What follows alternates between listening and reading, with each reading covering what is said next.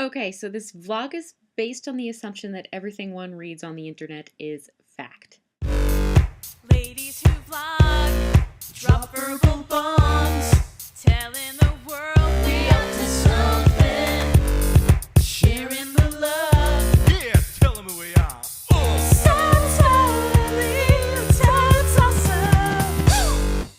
Hi there, it is a Wednesday of Myers-Briggs Week on Toad's Awesome channel, and I am here to tell you that I, Nicole, am an INFP. Shocking. Okay, so INFP, that is introverted, intuitive, feeling, perceiving. And I know I was like, oh, shocking, like being sarcastic, but some people who know me really, really well actually are very, very surprised when I say I'm an introvert.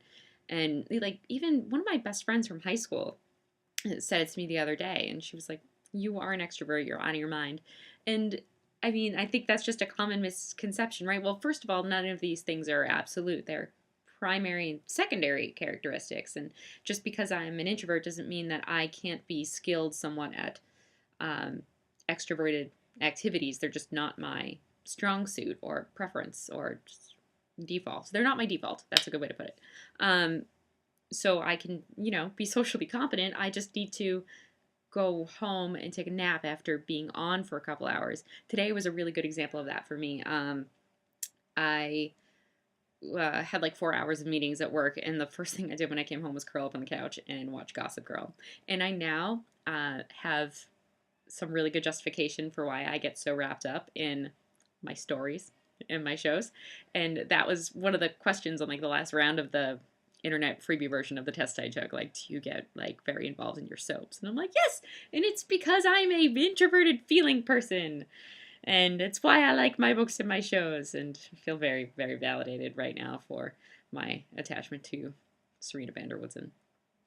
I've always like kind of had trouble sussing out like what the intuitive and perceiving parts mean, but actually, now that I had that in mind, this last time when I took the test, it was kind of interesting to look at some of the questions as like, do you prefer to like be really planned out or just kind of wing it, like I am with this vlog, which is why it's the 15th like time that I'm trying to record it. But oh hey, a characteristic of INFPs is perfectionism. So more validation, right?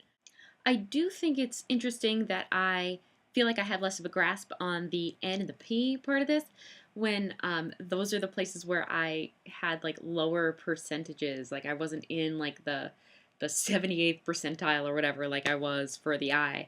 And that kind of falls in line with some of the things that I think conflict with the description of my actual personality. INFPs hate like cold hard analysis, but something James is always on me about is that I'm too analytical about things I should be feeling.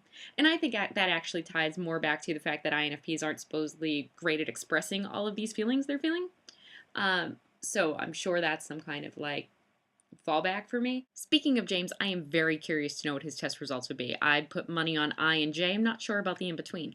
Oh, the internet also career counseled me with my results and told me that I should be either doing something artsy-fartsy, something in education/training, or counseling. We're 2 for 3.